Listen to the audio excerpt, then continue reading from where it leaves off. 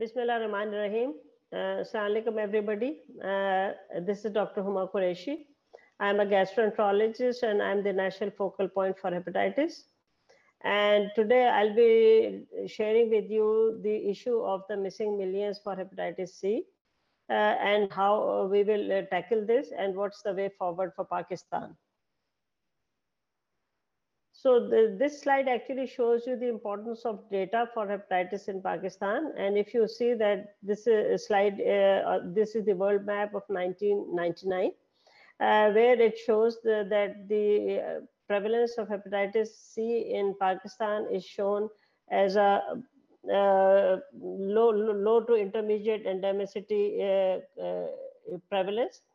And I'll just show you here with a lighter that you see that here in Pakistan, they're showing Pakistan as a country with a low to intermediate endemicity or infectivity as of 1999, because at that time, there was no data to show us that what was the prevalence of hepatitis C in Pakistan.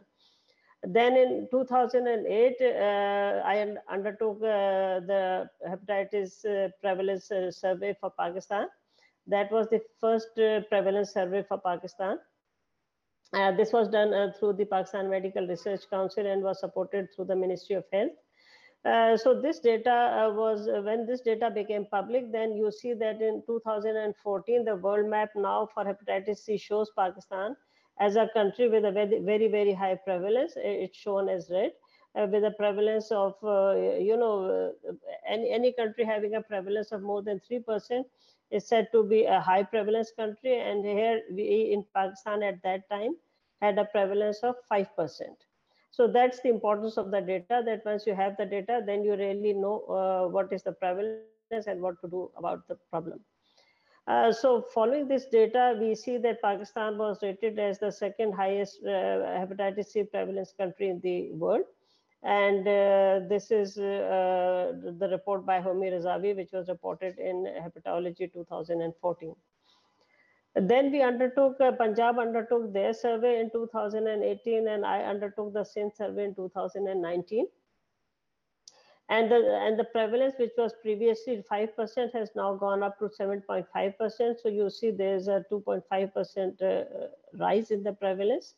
And this is really, again, very high, and probably this has put Pakistan as one of the highest prevalence countries in the world.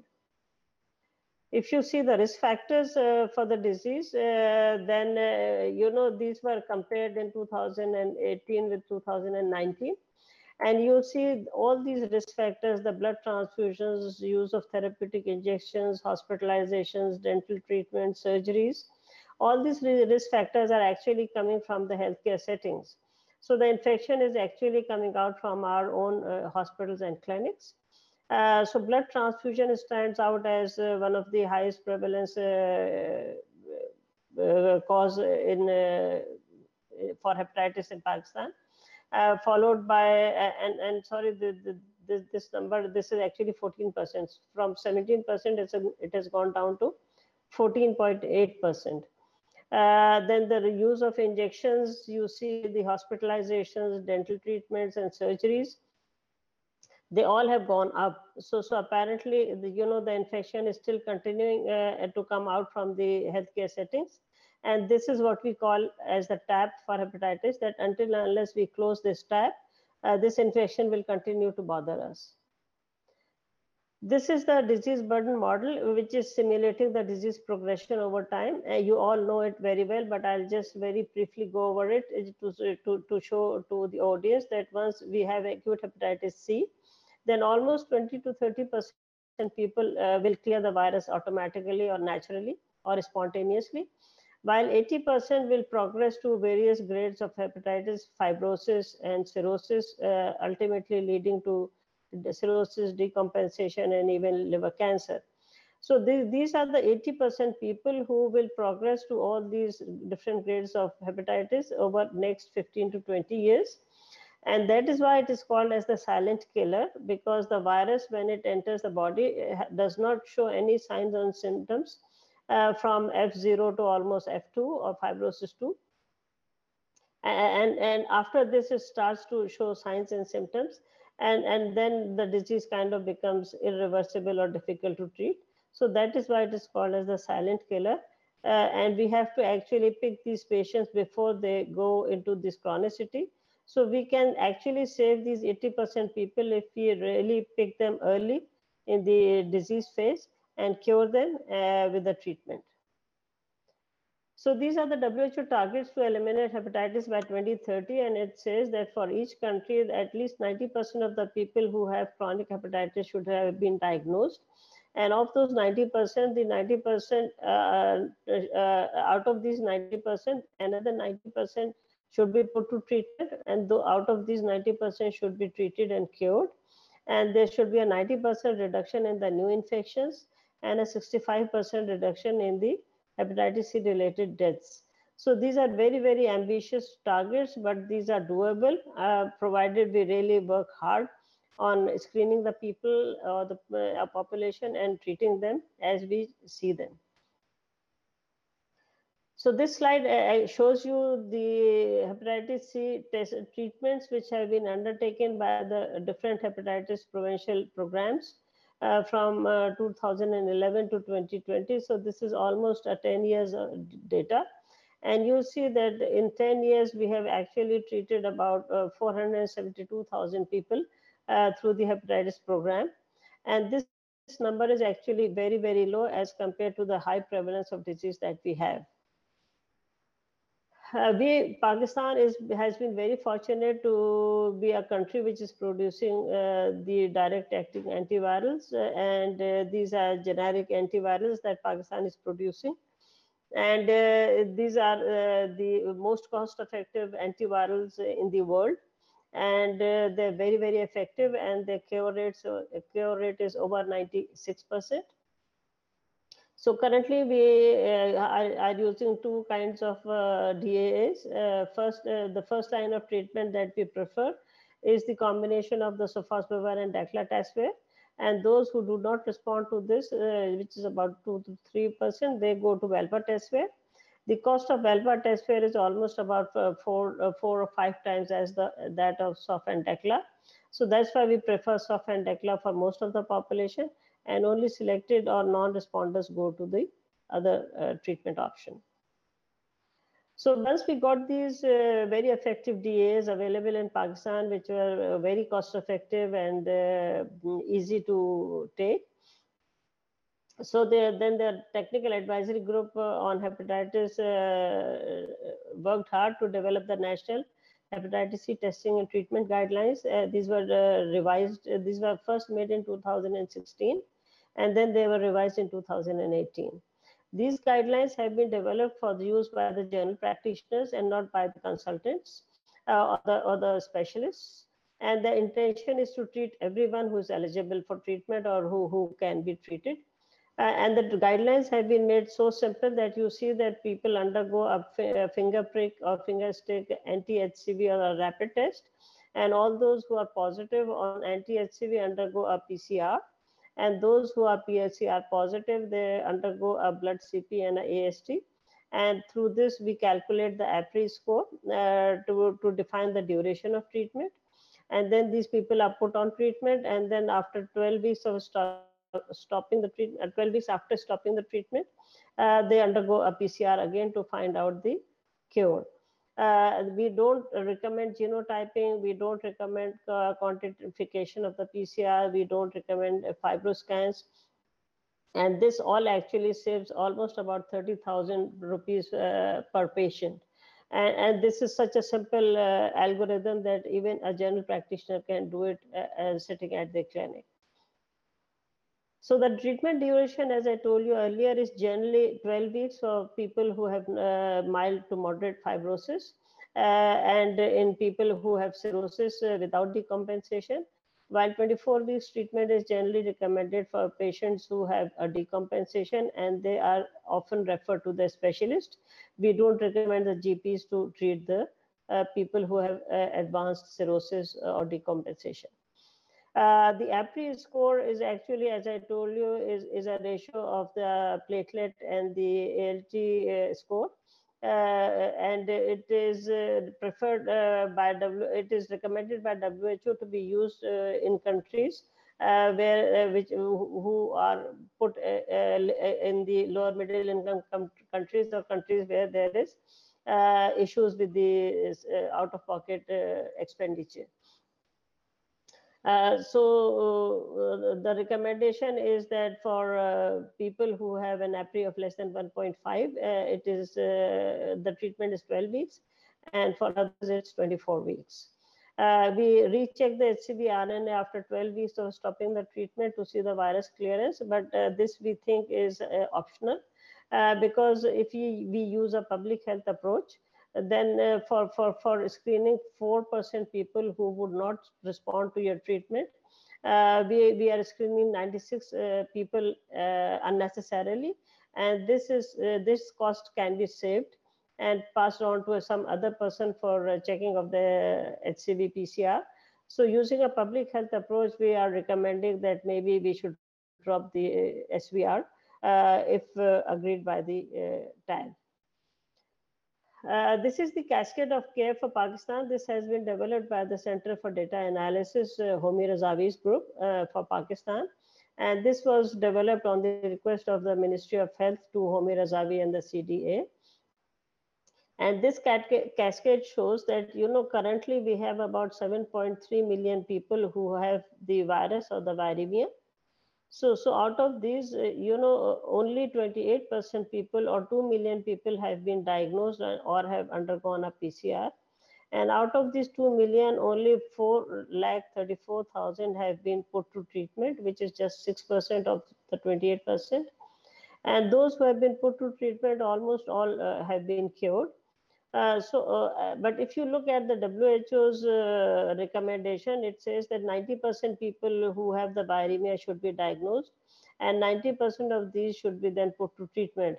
So actually, we are really lagging behind 90% versus 28% and 90% versus 6%. So this has to be the diagnosis, and once diagnosed, put to treatment, this has to be really drastically improved or increased. But the good thing is that once you put them to treatment, then almost all of them get cured and they're virus free. So this is very, very easy, thing for us. But we all have to work very hard on diagnosing these patients and putting them to treatment. Recognizing the importance of this high prevalence of hepatitis in the country, the Prime Minister has decided to launch a program for the hepatitis C elimination in Pakistan. This is a program which will last for about 10 years from 2020 to 2030. And during all these 10 years, almost all population over 12 years of age shall be screened, tested, and treated for hepatitis C free of cost. And this is what you see, that these are the targets which have been divided yearly as to how many patients need to be treated, how many new infections need to be averted, and how many new people need to be screened. So screening has to be enhanced manifold, and then those who are screened have to be put to treatment, and the new infections have to go down. So when these data were put to Homi Razavi to see whether by adding on these numbers and treatments and testings and the prevention of infection, would we be able to achieve the hepatitis elimination targets?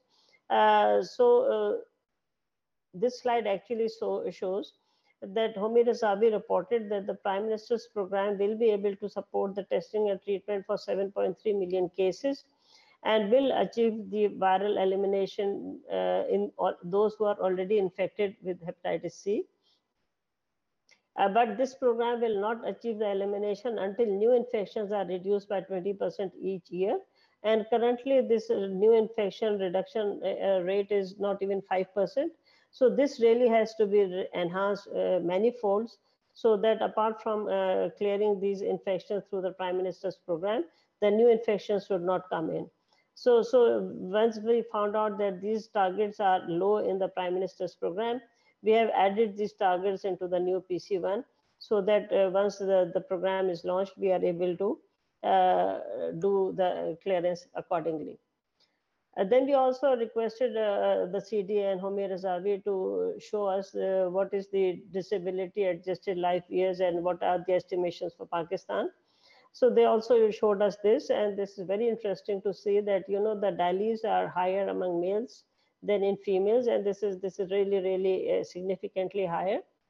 And it says that once the program, Prime Minister's program, is launched, the program could avert almost 241,000 cumulative DALYs by 2030. So you see from here that the DALYs which are really going so high, once the program is launched, these DALYs really go down. And similarly, the maximum DALYs that you see are reduced. You see they're reducing between 2022 to 2024. So actually, within 2 years, you see almost 95,000 DALYs going down. So this is what everybody, you know, all modelers all over the world are showing to Pakistan, that once the Pakistani government and the Pakistan invests into the HCV elimination in Pakistan, their investment would actually be returned very soon, because the DALYs would be averted and people would be healthy, and all chronic diseases, hepatitis C related diseases would be drastically reduced. So, ladies and gentlemen, we also thought that while the Prime Minister's program has been delayed because of the COVID, we should also work on the micro-elimination of hepatitis C using small pockets of infections which are there in Pakistan. So you see that micro-elimination partnership I'm trying to show. I'm sure there are quite a few which have been missed by me, but the major ones that I know are the partnerships which have been done with the provincial hepatitis programs and with the different civil society organizations and the NGOs. So one which you are all aware of is the Gujranwala Trust, which is run by Dr. Asad, who is the host for this meeting. So they're screening and linking the anti-HCV positive patients to the Punjab hepatitis program for the PCR and the treatment.